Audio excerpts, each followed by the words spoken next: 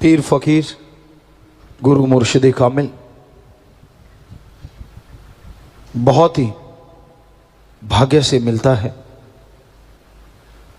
जो प्रभु से मेल गिरा दे, जो सच्ची बात बता दे।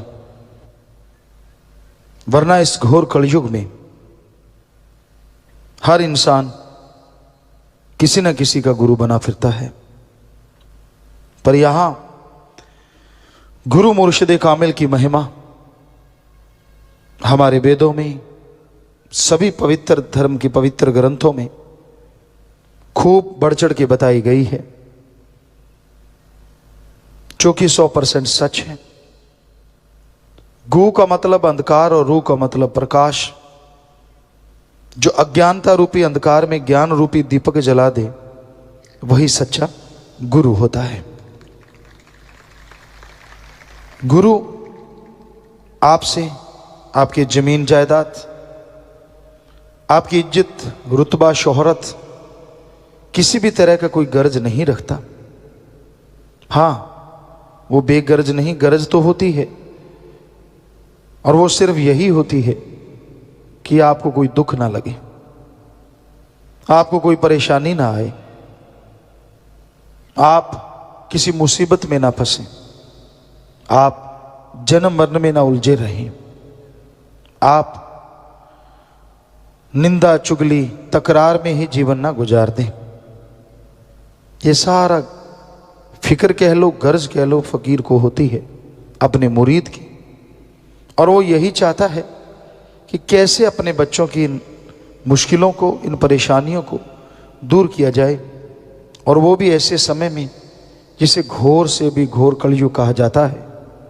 यहाँ लोग सुमरन करना फजूल समझते हैं, यहाँ सुमरन में मन नहीं ठहरता। निंदा चुगली झूठ बोलना हो, गपशप मारना हो, सारा सारा दिन लोग मारते रहते हैं। लेकिन राम का नाम, अल्लाह मालिक की भक्ति इबादत करनी हो, उसके लिए घंटा घड़ी भी ऐसा लगता है जैसे बहुत सारा बोझ उठाना हो। तो ऐसे दौर में पीर फकीर अपने सतगुरु मौला से हमेशा दुआएं करते रहते हैं, सारी सृष्टि के लिए, मालिक की औलाद के लिए, और मुरीद सबसे ऊपर होते हैं कि जो मालिक को मानने वाले हैं। फकीर कहते हैं, मालिक पता नहीं कब से तेरे से बिछुड़े हैं, इनका दोष यही रहा कि इन्होंने आपका हुक्म नहीं माना, इनका दोष यही रहा कि इन्होंने आपको नहीं पहचाना, पर इसका फल भी इनको मिल चुका है। पता नहीं कितनी सदियां हो गई, कितने युग हो गए तड़फते हुए, भटकते हुए, काल की मार सहते हुए। हे दयाल, हे दया के सागर, अब ये तेरे से जुड़े हैं। हे राम, तेरी अब भक्ति करने लगे हैं ये लोग।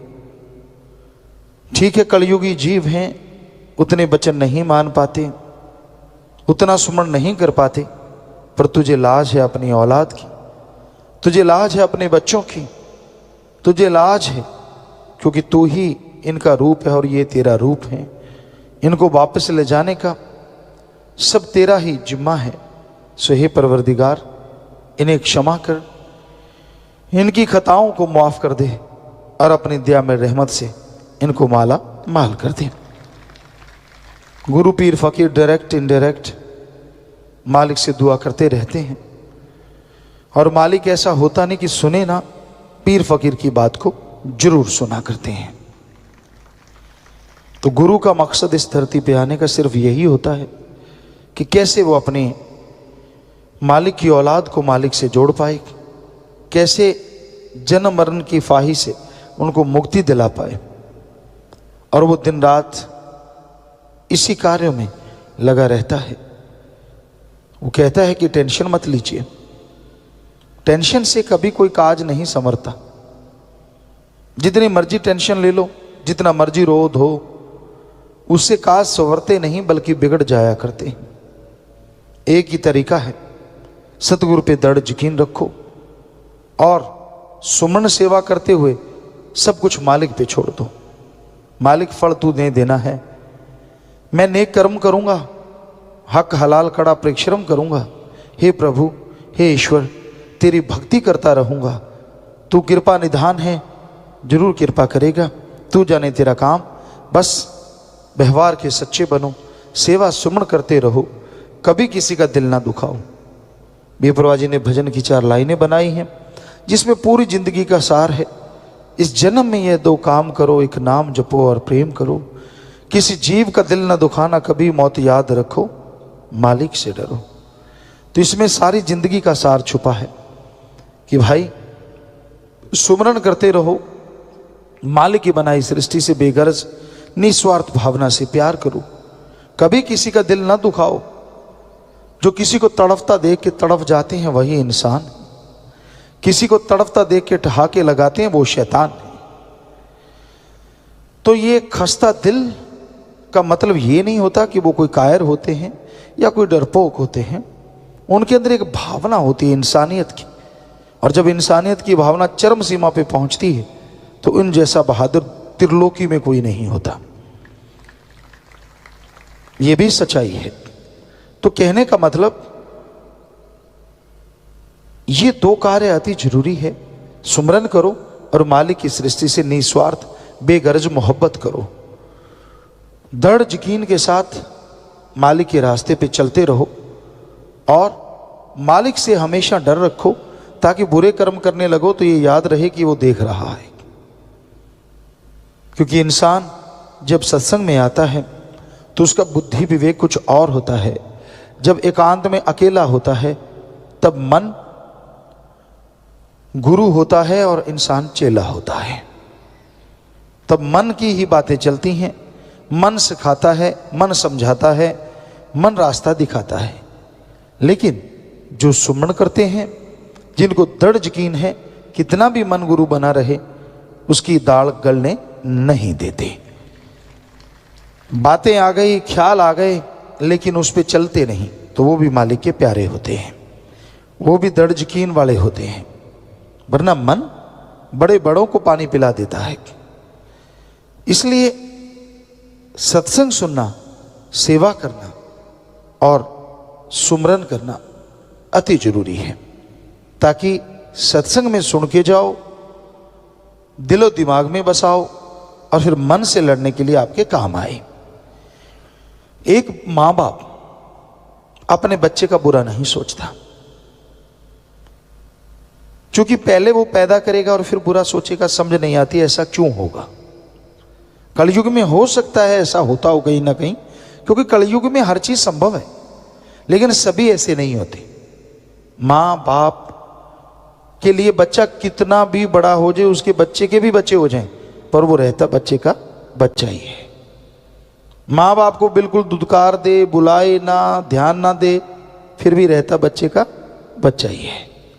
जरा सोचिए, जो आप बच्चे वाले यहां बैठे हैं, जिसके बेटे हैं बेटियां हैं, जरा सोच के देखिए, अगर माँ बाप का दिल इतना बड़ा हो सकता है तो गुरु पीर फकीर तो दोनों जहान का माँ बाप होता है।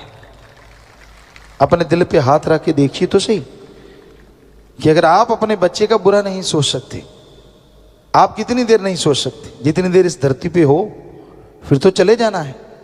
पर गुरु पीर फकीर तो यहां भी और वहां भी, दोनों जगह ध्यान रखने वाला है। वो बुरा सोचना तो दूर, कभी कल्पना में नहीं लाता। आदमी की जैसी सोच होती है वैसा सामने वाले को तोलता रहता, उसी तराजू पे वैसा ही उसकी समझ में आता रहता है। नहीं अब ये होगा, नहीं अब वो सोच रहे, अब नहीं ये। जैसी खुद की सोच बदलती है, जैसी करबट मन दिलाता रहता है, वैसा उसको लगता है कि पीर फकीर। नहीं, ऐसा नहीं होता।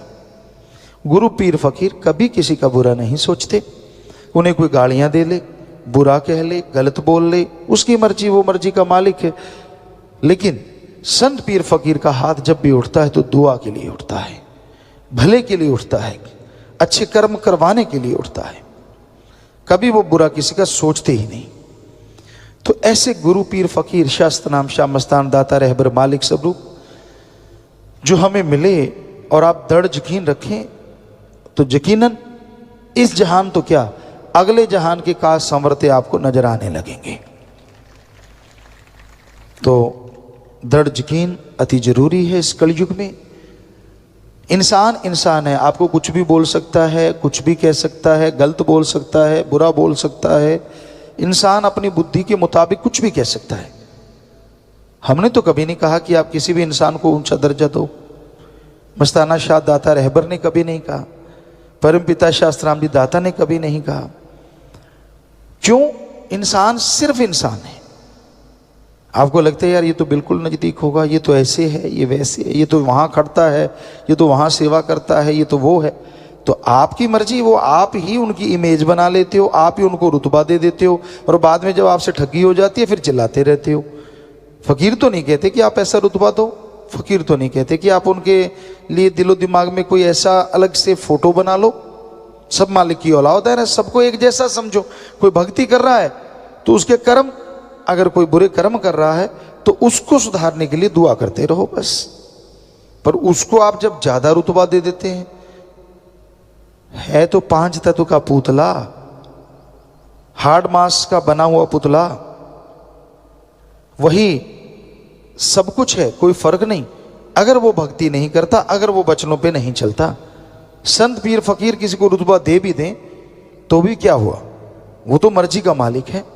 हाँ, संत रुतबा देते हैं तो यही कि आप मालिक की औलाद हैं, सेवादार हैं, बढ़ चढ़ के सेवा करो, मालिक के दिल के टुकड़े अखियों के तारे हैं, सारे के सारे हैं, क्योंकि उनकी निगाह में सब मालिक की औलाद हैं, सबसे वो प्यार करते हैं।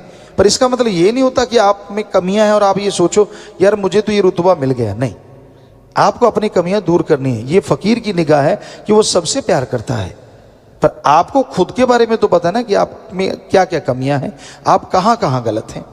तो सुमन करें, सेवा करें, उन कमियों को दूर कर दें, और जैसे फकीर वाले रुतबे पे आओगे, 10वां द्वार तो क्या, मालिक नूरी सुबरू में पल पल दर्शन देने लग जाएंगे। क्योंकि रुतबा तो मिल जाता है, लेकिन उस तक पहुंचना जरूरी है, उसको पाना जरूरी है। आपके सामने अमृत तो पड़ा है, लेकिन उठ के जाना जरूरी है, मुंह में लगाना जरूरी है, निगलना जरूरी है, फिर ही अंदर जाके काम करेगा ना।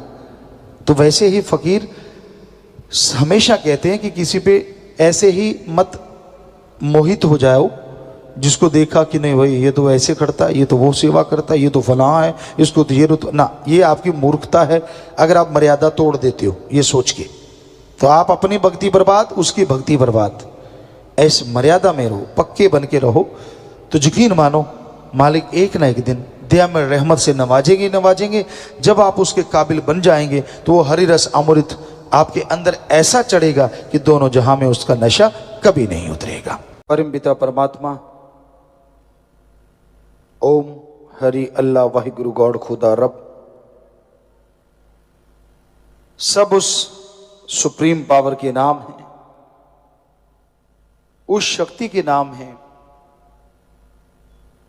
जिससे पूरी सृष्टि को, खंडों ब्रह्मांडों को, देव महादेव को शक्ति मिलती है।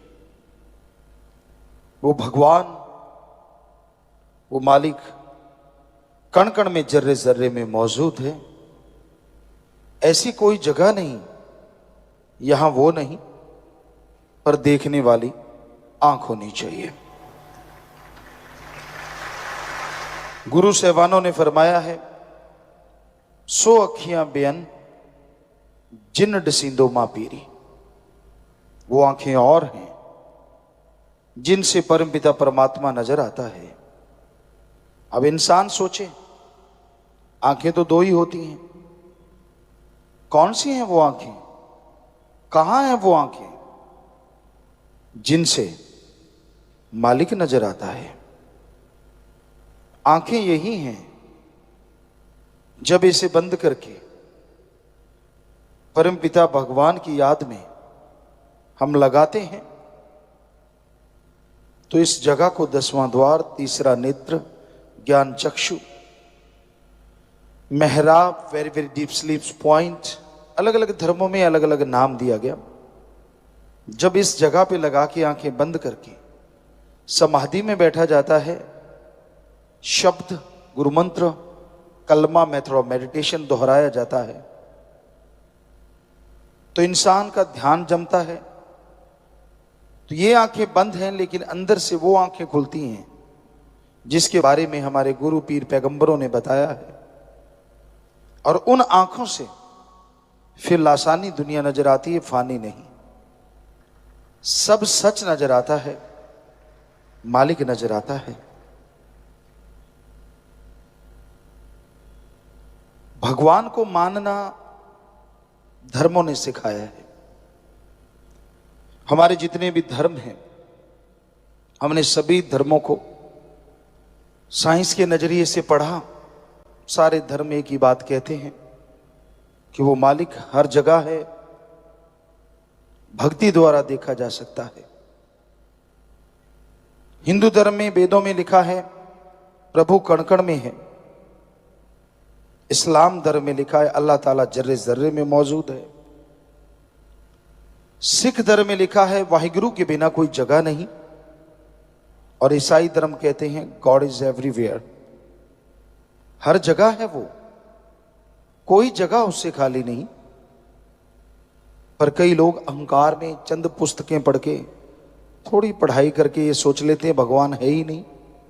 बुरा ना मानना, आप डिग्री डिप्लोमा लेते हैं, मास्टरेट की डिग्री लेते हैं, डॉक्टरेट की डिग्री लेते हैं, जिंदगी के कम से कम 20-25 साल लगाते हैं, तब जाके वो डिग्रियां मिलती हैं। डिग्रियां तो हो सकता है किसी और तरीके से आप हासिल कर लें, लेकिन फिर भी पढ़ने में समय तो लगता ही है। तो आप एक छोटी सी डिग्री डॉक्टरेट की हासिल करने के लिए जिंदगी के 20-25 साल लगा देते हैं। और भगवान को पाने के लिए, अल्लाह वाहिगुरु को पाने के लिए आपने समय कितना लगाया जरा बताएंगे? आपने 25 महीने लगाए, फिर बैठे बैठे कह देते हो वो तो है ही नहीं। डिग्रियों के लिए 25 साल और परमात्मा के लिए 1 साल भी नहीं। और फिर ये कह देना कि वो तो होता ही नहीं, पाखंडवाद है ना? अज्ञानता की बात, मूर्खता की बात। बीज बोया ही नहीं, फसल आएगी कैसे आएगी भाई? बीज तो बोना पड़ता है। पढ़ाई की नहीं, डिग्रियां मिलेंगी कैसे मिलेंगी?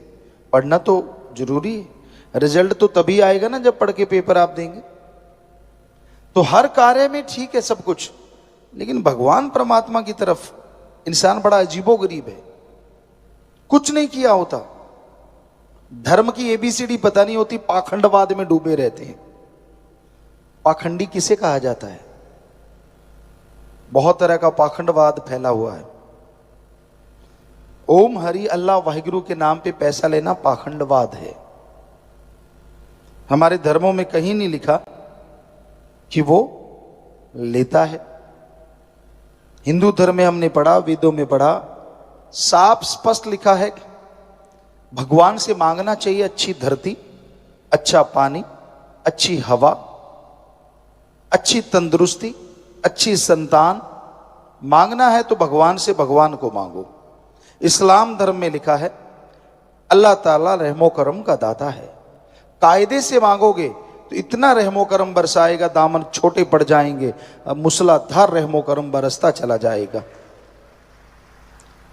जैसे ये हमारे धर्मों में लिखा है, ऐसे हमारे सिख धर्म में लिखा है जो मांगे ठाकुर अपने से सोई सोई देवे। लेवे नहीं, देवे।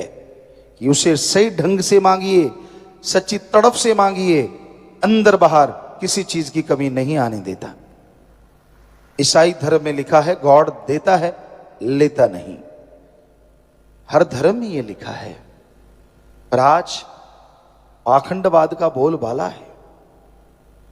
लोग जो धर्म की भाषा है वो बोलना सीख लेते हैं, धर्म का पहनावा पहनना सीख लेते हैं, पर उनके अंदर कायदा कानून कुछ भी नहीं होता।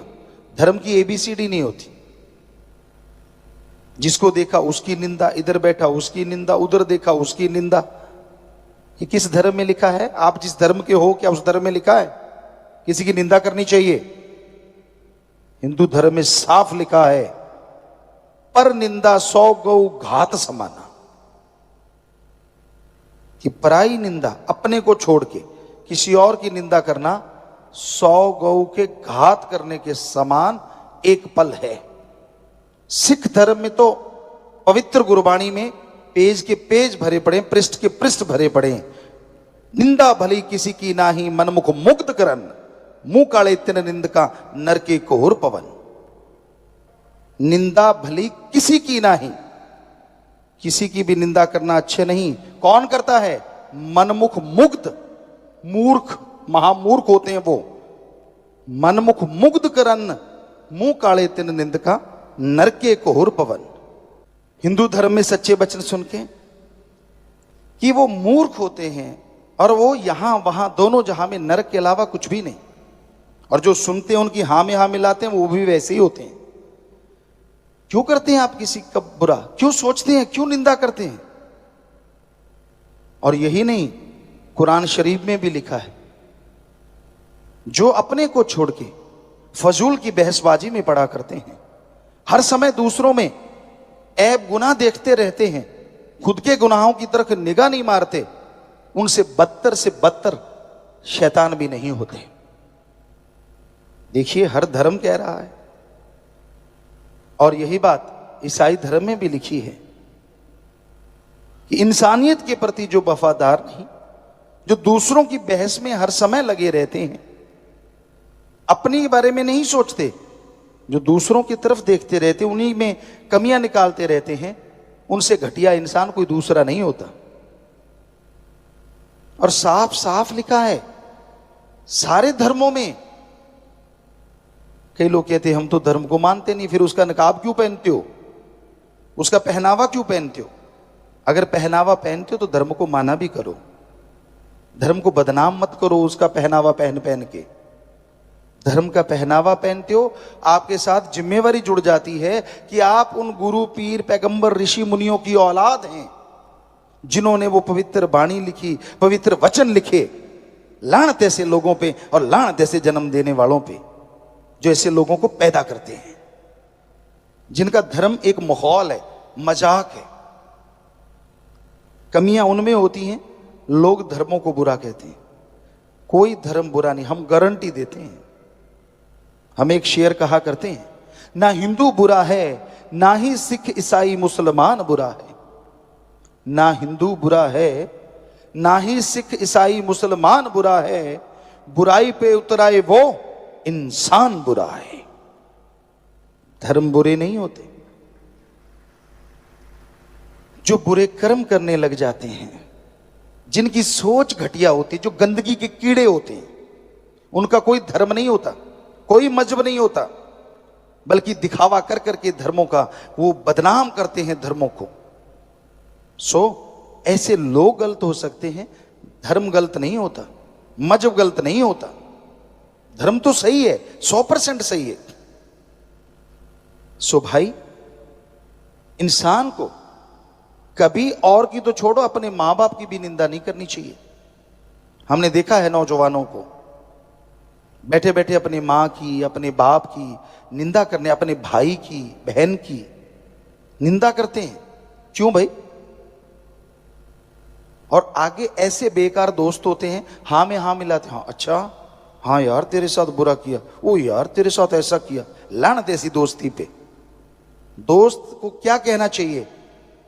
अरे यार, जिस माँ बाप की निंदा कर रहा है तू भी उसी का खून है, आज उनकी निंदा कर रहा है, कल को लोग ये कहेंगे खून तो उन्हीं का है, तू कहां से अच्छा होगा। लेकिन ना जी, दोस्त चटकारू होते हैं, खाने पीने का मसला मिलना चाहिए, दोस्ती से क्या लेना देना, उनको तो इसी से मसला हल होना चाहिए। तो आज के जमाने में, आज के दौर में इंसानियत रस्ताल में जा रही है, मानवता रस्ताल में जा रही है। ईश्वर की याद में नाचना गाना कोई गुनाह नहीं। पैगंबर मोहम्मद साहब गाते थे, वेद व्यास जी गाते थे जिन्होंने वेद बनाए, श्री गुरु नानक देव जी साजों के साथ गाते थे, बाला मर्दाना नाचते थे, बजाते थे। और तभी तो गुरु साहबानों ने फरमाया, नाच रे मन नाच, गुर कह आगे नाच। तुलसी जी नाचे, कहां कहां सुनाए और क्या क्या सुनाए, बुल्ले शाह नाचे।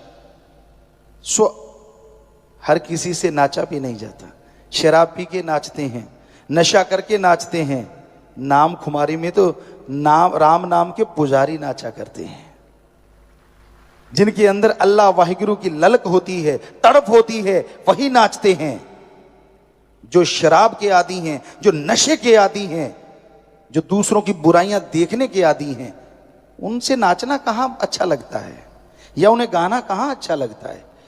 उन्हें तो अपनी हैंकड़ी, अपनी ईगो, चंद पढ़ाई की हुई क्लासें, वही सबसे बड़ी चीज लगती है। धर्म का पहनावा पहनते हो, धर्म को पढ़ के देखो, धर्म में क्या लिखा हुआ है, आपकी आंखें खुल जाएंगी, आपको समझ आ जाएगी। मालिक के प्यार में, उसकी मोहब्बत में, पता नहीं भक्तजनों ने, गुरु साहबानों ने, पीर पैगंबरों ने, ऋषि मुनियों ने क्या क्या पापड़ नहीं बेले। जिसको मर्जी देख लो, जिस धर्म को मर्जी देख लो, हर धर्म में पवित्र ग्रंथ भरे पड़े हैं, क्या क्या नहीं किया उन्होंने। भाई, ईगो अहंकार छोड़ के दीनता नम्रता भी धारा करो। पता चले कि अच्छे माँ बाप के बच्चे हो, अच्छे धर्म के नुमाइंदे हो। आपका बैठने का अंदाज बता देता है कि आप में कितनी ईगो है और आप कितने सादे और दीनता नम्रता और माँ बाप के कितने अच्छे संस्कार हैं। आप सिर्फ आप नहीं होते, आपके साथ आपकी पूरी कुल होती है। हमारी संस्कृति कहती है आपका बैठने का अंदाज, आपका देखने का अंदाज, आपका अजीबोगरीब तरीके, वो बता देते हैं कि माँ बाप के कैसे संस्कार हैं, या फिर आप कितने अहंकारी पुरुष हैं। इसलिए दीनता नम्रता भी धारण किया करो। धर्मों में तो दीनता नम्रता और इंसानियत सबसे बड़ा गहना है।